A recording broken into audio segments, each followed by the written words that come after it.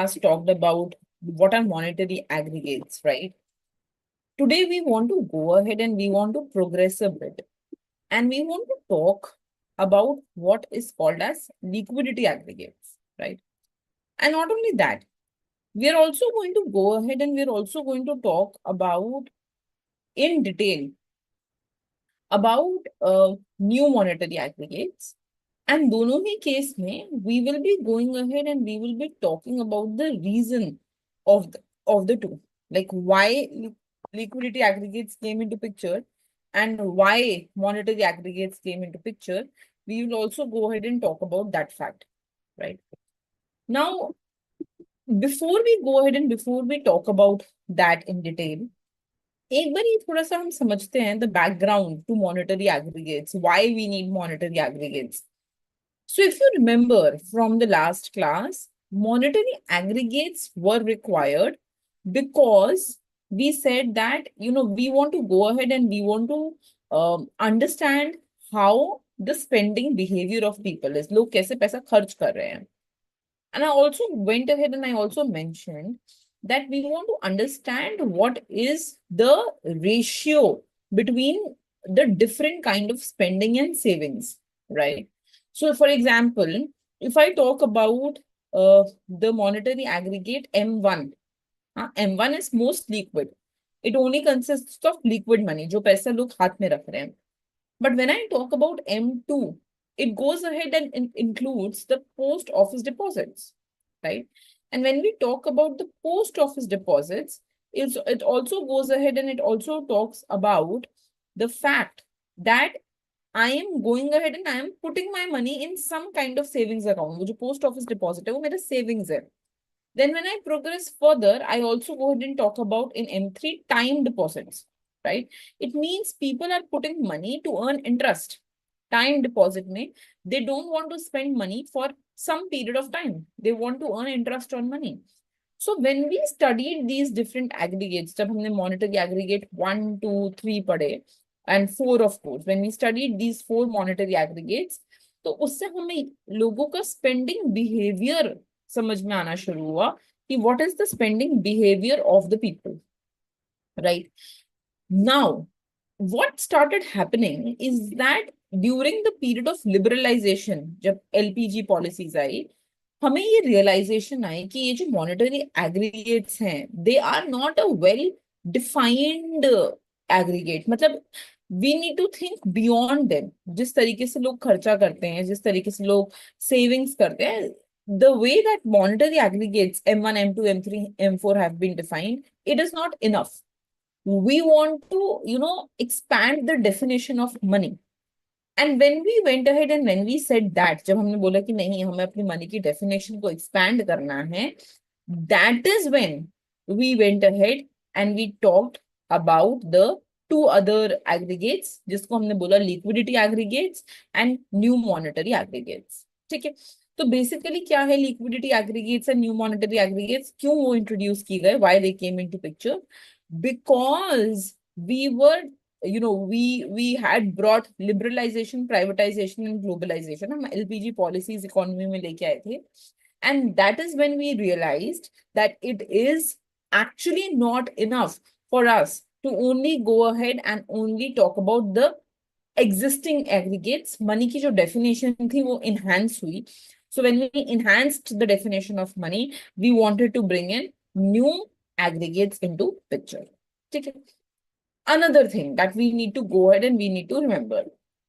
So basically, when we brought these aggregates, जब हम ये नए aggregates लेकर आए, you may go ahead and ask कि, ma'am, can you go ahead and can you tell as to when did this change came into picture? Was it exactly during LPG policy or was it much later? So actually ऐसा नहीं हुआ कि 1991 में LPG policy आई और immediately हमने उसी time पे ये नए monetary aggregates introduce कर दिए. नहीं. Whenever such things happen, they take time. और इसके लिए क्या होता है, we have proper working committees which are set into picture. आप पहले proper working committees establish करते हो और उन working committees के through आप इन पे आगे काम करते हो. right? So it's not that they just came into being like that. No. In 1998, so LPG policy आया 1991 में और ये aggregates आए 1998 में. So it took some amount of time for the working policies to, working committee to work and to go ahead and to bring these monetary aggregates. ऐसा नहीं है कि एक ही मिनट के अंदर अंदर they came, या in the very same year they came. No, it took enough time for them to be for them to come into picture, right? Okay, now let us go ahead and let us start writing a bit.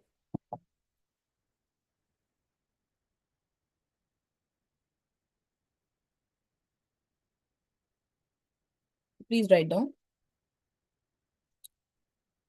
The topic for the day is liquidity aggregates. Liquidity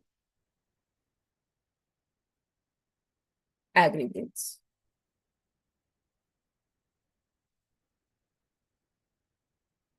As the word suggests, liquidity aggregate, word में ही है that it is going to be the aggregate which is going to measure the amount of liquidity in the economy.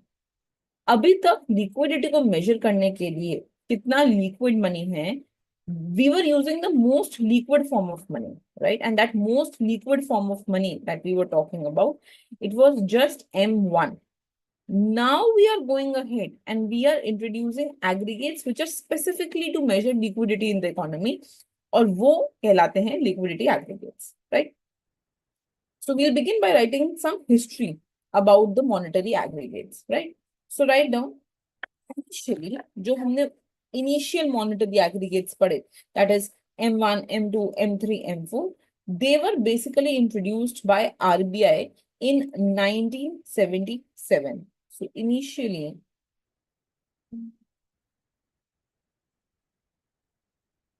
I think I'll just reshare my screen because I think this screen is still coming blank. Give me a minute.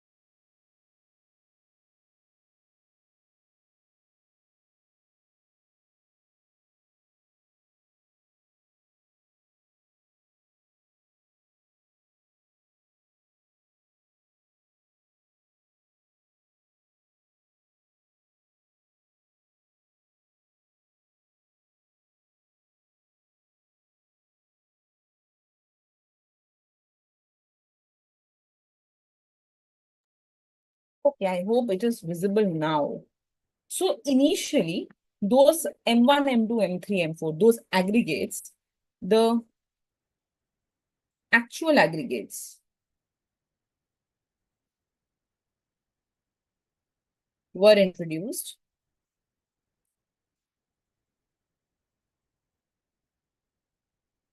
in 1977. So before 1977, there were no formal definition of monetary aggregates. बिल्कुल formal definition नहीं थी money की कि क्या money होता है, M1 क्या होता है, M2 क्या होता है, what is narrow money, what is broad money. That was not there. But then what started happening is that later on, in 1977, we realized that yes, there is a formal definition of money which should in fact be introduced, right? And that is where we talked about M1, M2, M3, and M4. But as I mentioned that there were some limitations. So there were We talked about these aggregates yesterday. So there were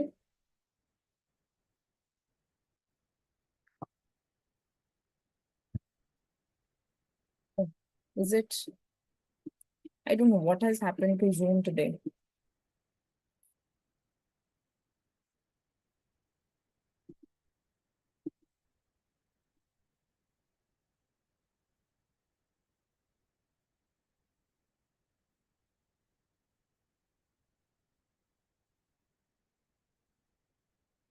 Okay. So then what were the limitations? So there were few limitations.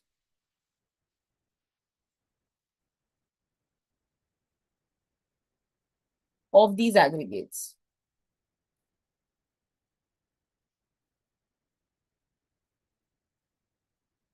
First one, it included interbank deposits, which distorted true liquidity measure.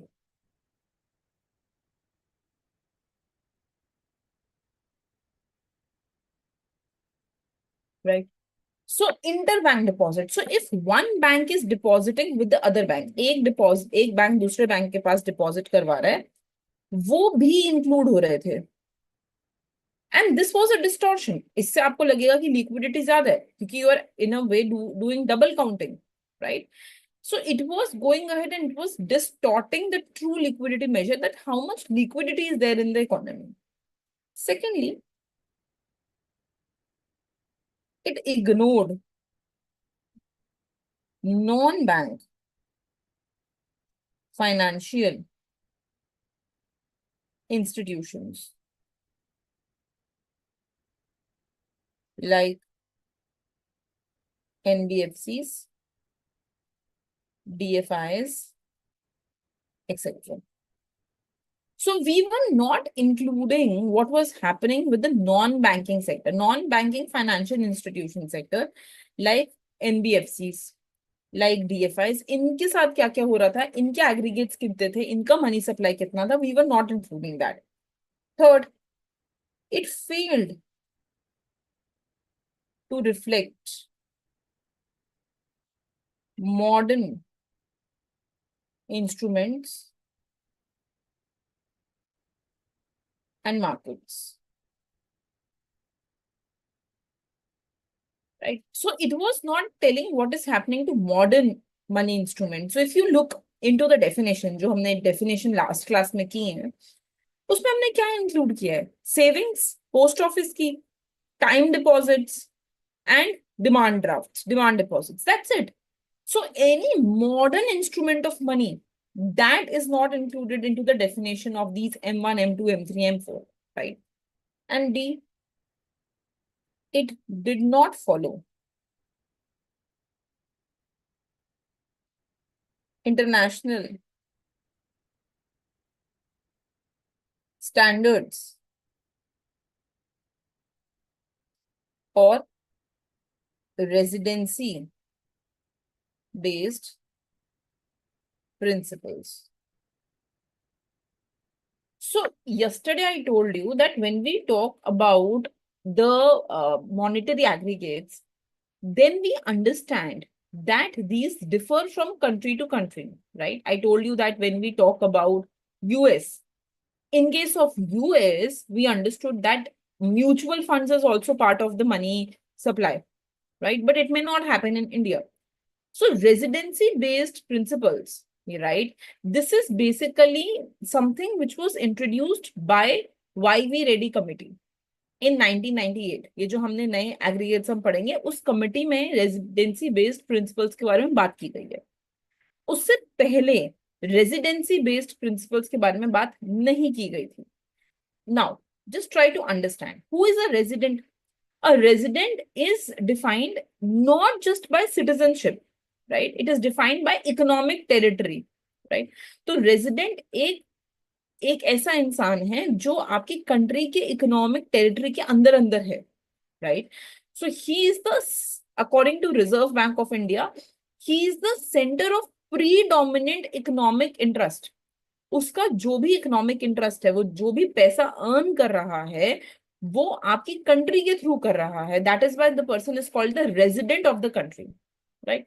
Why is resident classification important? क्यों जरूरी है कि हम residence के हिसाब से classify करें? It is important that we do residence based classification so that we can avoid misleading aggregates, है ना. हमें उन लोगों की लिक्विडिटी से लेना देना नहीं है जो हमारी कंट्री में रहते नहीं है, जो नॉन रेजिडेंट्स है, जो एनआरआईज है, राइट. और हमें उनसे भी रिलेशन इसलिए भी नहीं है because that is going to inflate your money supply. अगर हम उनके हाथ में कितना पैसा है उसको भी काउंट कर लेंगे, इट में increase the value of the money supply, right? So, you know, even though they may not circulate that fund in the money in your economy, वो शायद वो सारा पैसा बाहर भेज रहे हैं उस कंट्री के, because they are non-resident of the country. They are earning in your country, but they're just sending outside your country, right? So we are more concerned with the money that is circulating in the hand of the residents. कि residents के हाथ में कितना पैसा है, how much money they are circulating. But जो हमने कल मॉनेटरी एग्रीगेट्स पढ़े M1 M2 M3 M4, तो उसमें ऐसा कुछ डेफिनेशन हमने रेजिडेंट्स के बेसिस पे नहीं दिया था. This resident based definition, right, this resident based principle, this is also something which was included in this YV Reddy committee. यही वाईवी रेडी कमिटी ने न्यू मॉनेटरी एग्रीगेट्स दिए, यही वाईवी रेडी कमिटी ने they gave the liquidity aggregates, and यही YV Reddy committee थी जिन्होंने resident based principles भी दिए, right. So please write down, I will just highlight this more, what is resident based principles, right. So write down residency based principles recommended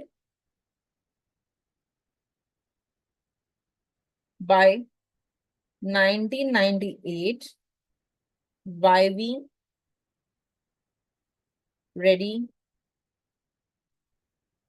Committee, right? It is a cornerstone of modern monetary compilation frameworks aligning with international statistical standards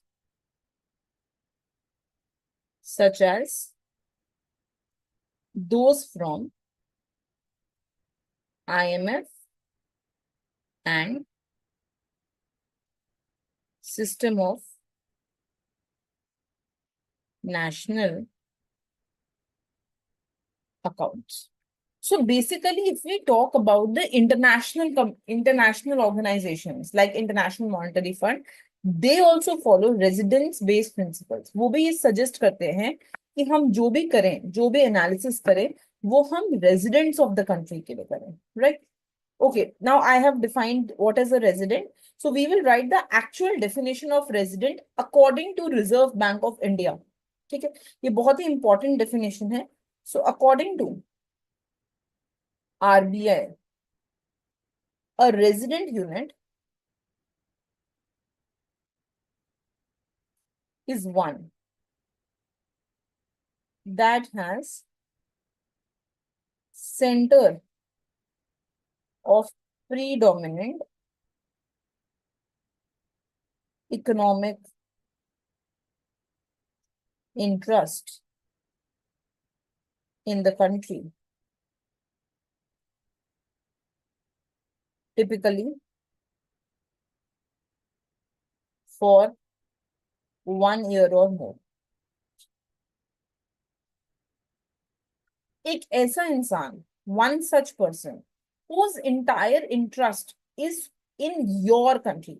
Economic interest means monetary interest, पैसा लेना देना, खर्च करना, circulation करना, वो सब वो आपकी कंट्री के अंदर अंदर ही करता है, right? Like your country's households, your country's firms, your country's institutions, right?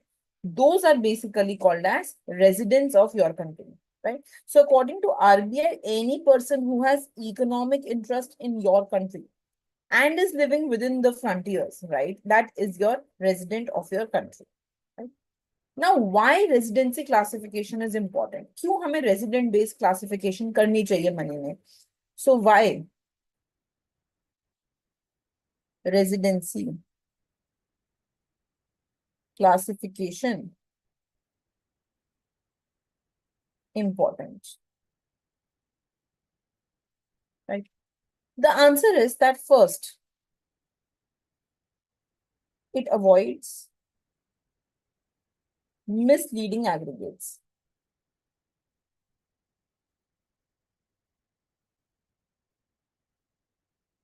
So those people who are basically they are earning in your country, but they will spend money outside your country. जो सारा पैसा अपने देश में वापस भेज देंगे, who will not spend money in your country, उनका money in circulation हम add नहीं कर सकते, right? So if non-resident foreign currency deposits are included,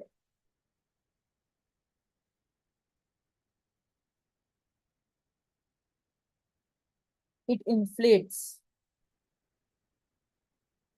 domestic money supply, even though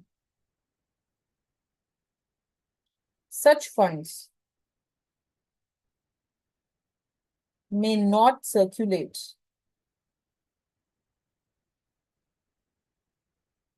within domestic economy. Better please write this down, हाँ? इससे ये याद हो जाएगा permanently. So it goes ahead and it avoids misleading the aggregates. Secondly, policy relevance.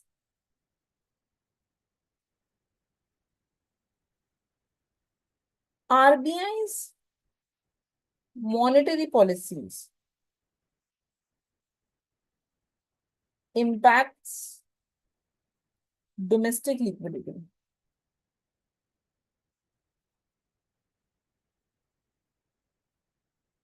including foreign sector liabilities, distorts analysis, and weakens policy linkages. तो basically policy की relevance के according भी ये जरूरी है कि हम सिर्फ जो पैसा कंट्री के अंदर फ्लोट हो रहा है उसी को इंक्लूड करें. If we include foreign sector liabilities, if we include the money which is going to the foreign sector, then we will weaken the policy linkage. हम जो policy decision ले रहे हैं, it may not be that correct, right? So this is what is the reason why you should be including only your resident based classification. और ये हमारा actual initial monetary aggregates में नहीं हो रहा था. But this started happening later on. This started happening when we had the introduction of this YV Ready Committee in 1998. उसके बाद से we started talking about a resident-based classification, right? So now, beta, once we have understood what is the role of YV Ready Committee, let us talk about why the need. क्यों हमने ये liquidity aggregates introduce किए economy में? So basically, what happened is, so please write down need for revision or revising the monetary aggregates.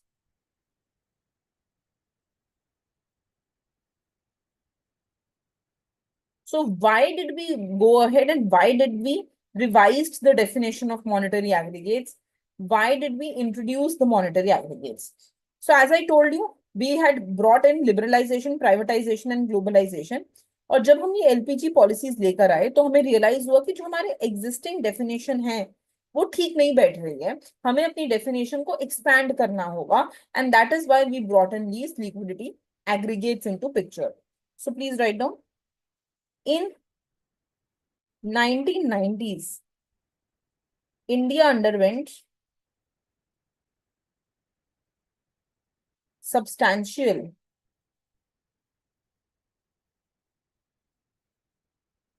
financial sector reform, like a deregulation of interest rate. So earlier, the interest rate was completely under the role of the government. तो अगर आप चाहो तो you just read specially, it's very interesting. Read the era of Indira Gandhi and read so the video will be on your portal only. Under 5-year plans, I have discussed in detail what happened during the emergency period. Okay? And what was the role of Indira Gandhi in that. So, if you will read the earlier governments before 1991, and especially after independence, you will realize that the government was very dominating. हाँ, government decide करती थी कि क्या interest rate रहेगा economy में. Government decide करती थी, licence Raj था कि who will go ahead and who will open up an industry, who has the right to open up an industry, who has the right to sell what goods, right. But after 1990s, because we brought liberalisation, liberal मतलब ही ये है कि अब आपके ऊपर control नहीं है, you're liberal, you're open now. So when we brought these policies, जब हम ये LPG लेकर आए, liberalization, privatization, globalization, that is when we started talking about deregulation of interest rate. हमने interest rate को deregularize किया, माने हमने उसके ऊपर से जो एक control था, जो हम regulation लेके आ रहे थे, वो खत्म किया. We left it to the market. It's not that हमने market पे completely छोड़ दिया, right? We are the one who still regulate the interest rate. हम हमेशा बोलते हैं ना कि आरबीआई ने अब रेपो रेट इतना कर दिया उतना कर दिया, but compare to the earlier era it was much deregularized now. Secondly, what we did is we did expansion of financial markets. तो हमने क्या किया, that we allowed the fixed the foreign direct investments, FDIs को हमने allow किया, right? And we also allowed you to invest in some risky assets also. हमने लोगों को introduce किया to new financial markets, right? And there was growth of non-bank intermediaries. So we introduced things like NBFCs, like DFIs, right? Like mutual funds. ये सब भी हमने introduce किया. And as I've already mentioned, FDIs. So increased cross-border capital flow and financial innovations. So we introduced, right, cross-border capital flows. Okay, that's another thing which happened. FDIs that happened. So because now these things were happening, जो हमारे existing monetary aggregates हैं, वो weaken up हो गए, right? That is why we had to introduce new monetary aggregates. So write down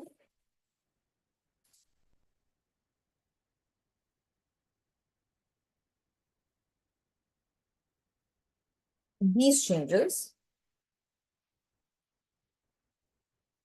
made existing monetary aggregates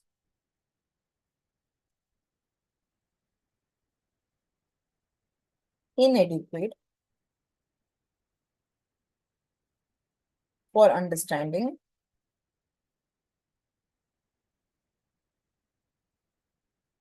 and guiding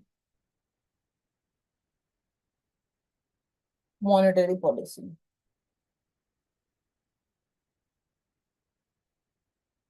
right? Is this okay? Is this clear? So basically what started happening is that now we went ahead and introduced the better monetary aggregates. इसी time पे we had 1998 working group on money supply.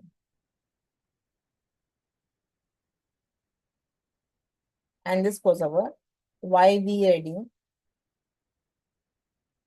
committee.